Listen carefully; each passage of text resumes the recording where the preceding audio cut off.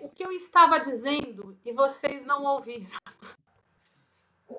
O que eu estava dizendo e vocês não ouviram é que eu falei para vocês que essa composição civil, ela é ampla, ela admite muito mais do que questão monetária. Por exemplo, eu disse para vocês que ela pode ser por um pedido de desculpa, a proibição de passar na frente da casa de fulano, dentre outras medidas. Vejam, ela é ampla, mas a literalidade da lei trouxe, desde que não seja pena privativa de liberdade. Assim, nesta possibilidade de acordo entre suposto autor e pretensa vítima, um largo aspecto, desde que não seja pena privativa de liberdade. Sob qualquer hipótese, poderá ser pena privativa de liberdade. Tudo bem? Ótimo. Outro detalhe. A letra da lei trouxe no artigo 72 que a audiência deverá ser conduzida pelo juiz, mas presta atenção. O artigo 73 permitiu que a conciliação seja conduzida pelo juiz ou por conciliador sob sua orientação. Então, vejam, a audiência poderá ser conduzida por um juiz ou por um conciliador sob sua orientação. Gente, vocês conhecem Jotinha?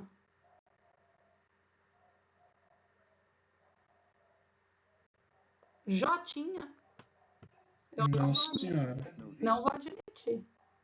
Consegue me ouvir? Deixa eu tirar uma foto. Tá me ouvindo, Natália? Só um pouquinho. Tá. Vamos lá. Pergunta para concurso. Quem são os conciliadores? Vamos lá? 73, parágrafo único. Quem são esses conciliadores? São os auxiliares da justiça, recrutados na forma da lei local. Opa! São auxiliares da justiça recrutados pela lei local, ou seja, poderá ser feito mediante alguma disposição como é do Tribunal de Justiça do Paraná. O que pode ser diferente do Tribunal de Justiça de São Paulo, o que pode ser diferente da Justiça Federal, e assim vai. Preferentemente entre bacharéis em direito. Olhem, a preferência é que seja bacharel em direito, excluído quem exerça a função na administração da justiça criminal. Ou seja, o conciliador não pode exercer função na administração da justiça criminal. Ou seja, não pode ser uma pessoa que exerce uma função administrativa na justiça criminal, de modo a não trazer ali uma carga negativa entre aquele que é chamado de suposto autor e vítima.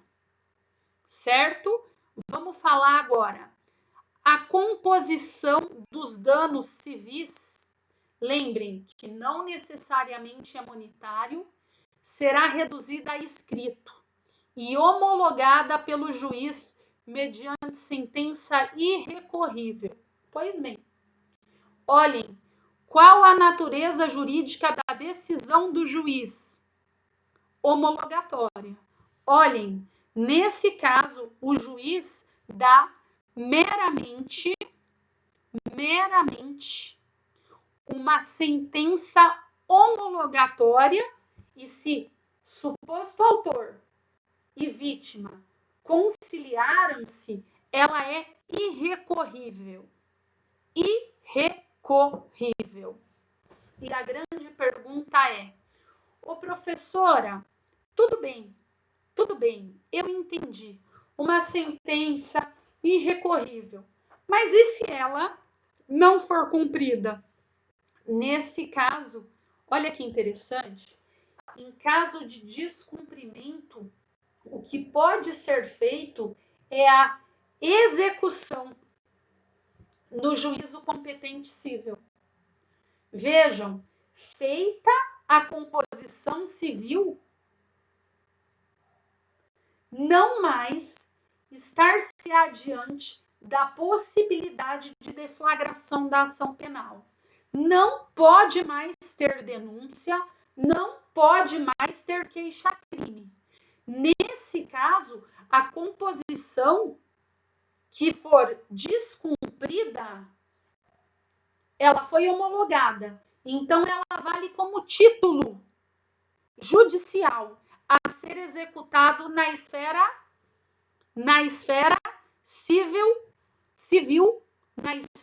civil competente. Tudo bem? Parágrafo único. Parágrafo único. Tratando-se, só um pouquinho, gente. Tratando-se de ação penal de iniciativa privada ou pública condicionada à representação, ou seja, na ação penal privada ou pública condicionada à representação, se liga no semestre passado, nesse caso, nós temos ali a ingerência do ofendido, a ingerência da vítima, porque é ela que tem a legitimidade processual para representar ou até mesmo para ajuizar a queixa-crime. Nesse caso, nós temos um detalhe. Qual é o detalhe? Feita a composição, o acordo homologado acarreta em verdadeira renúncia do direito de queixa ou representação. Isto quer dizer que é ato incompatível expressamente com o direito de queixa, incompatível por literalidade da legislação com o direito de representação. A partir do momento em que se aceita a composição e ela é homologada, a sua natureza jurídica é de verdadeira renúncia.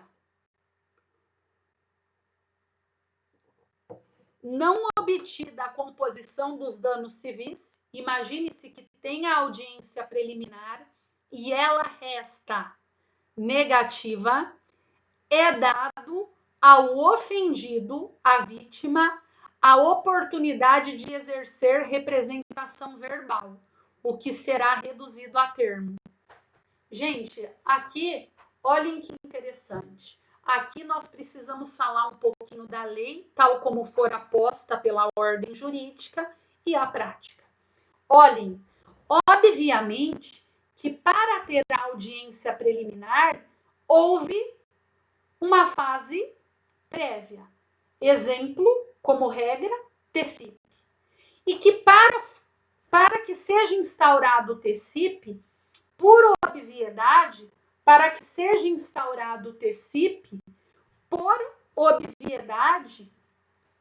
já houve a representação. Lembrem, se for ação penal pública condicionada à representação e não houver representação, nem é instaurado o IP, nem é instaurado o TECIP. Então, já houve a representação. E o artigo 75 diz que, não obtida a composição dos danos, será imediatamente ao ofendido oportunizado o direito de representação verbal.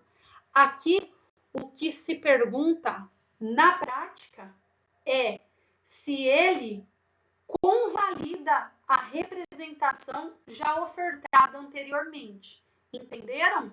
Na prática é se ele persiste com a conduta de representar, porque na prática já houve representação anteriormente.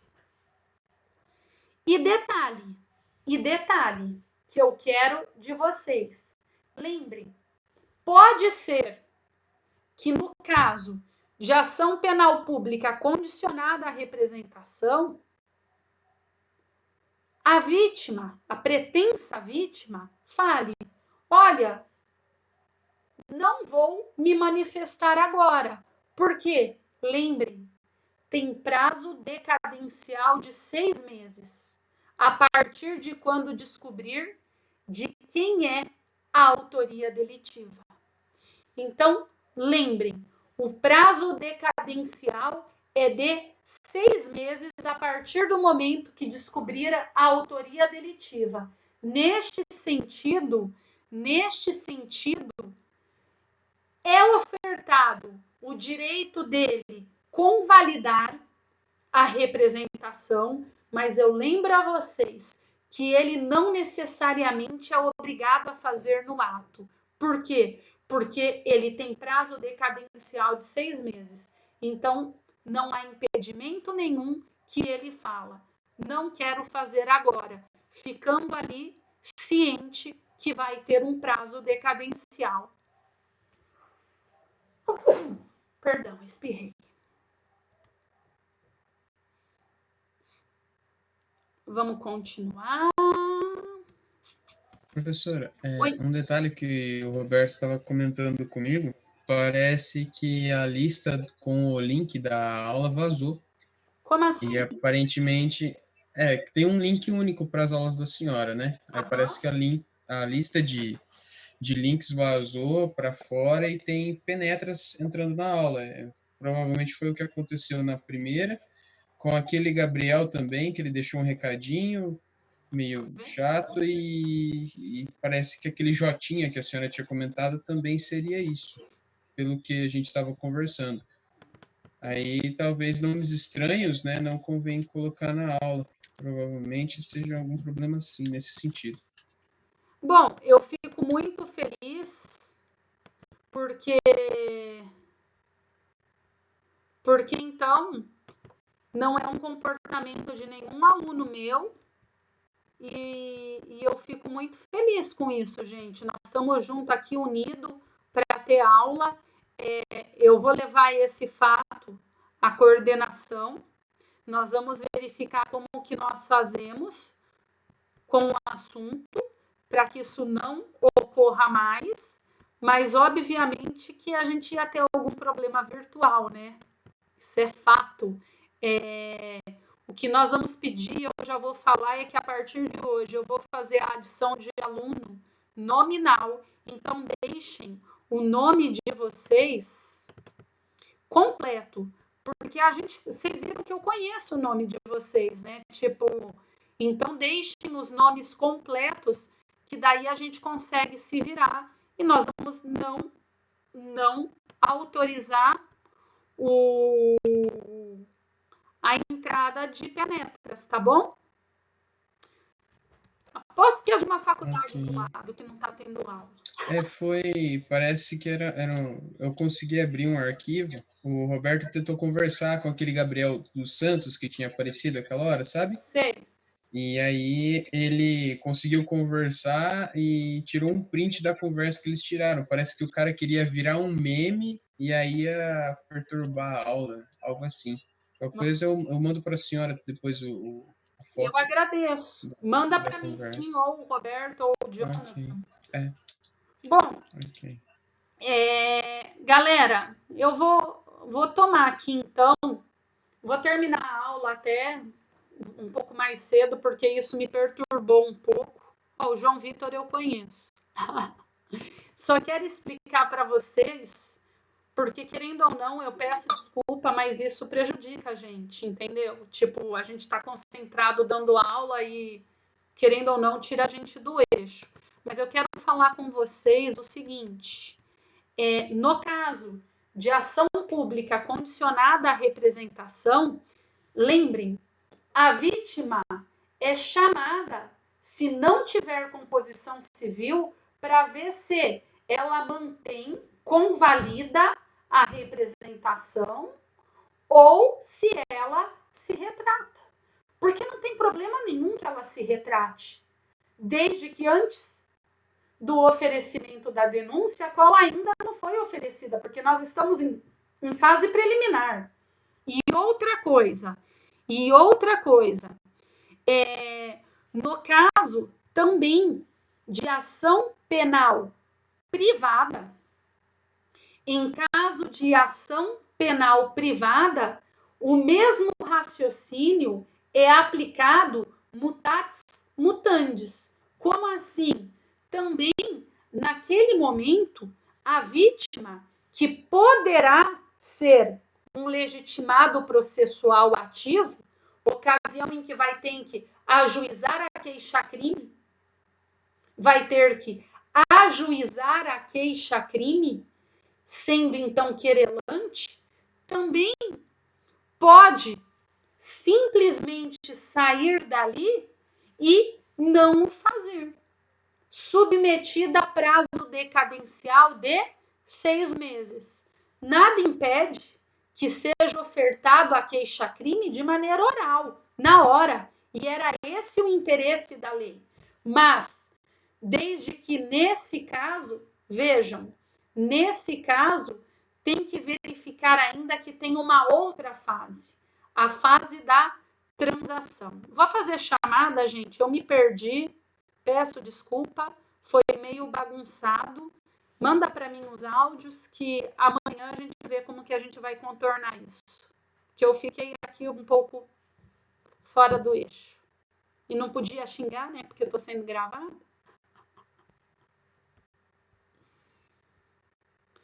Todo mundo me dá oi. E eu quero perguntar uma coisa para vocês. Uma enquete. Eu vou parar de gravar porque a enquete vai ser particular, não.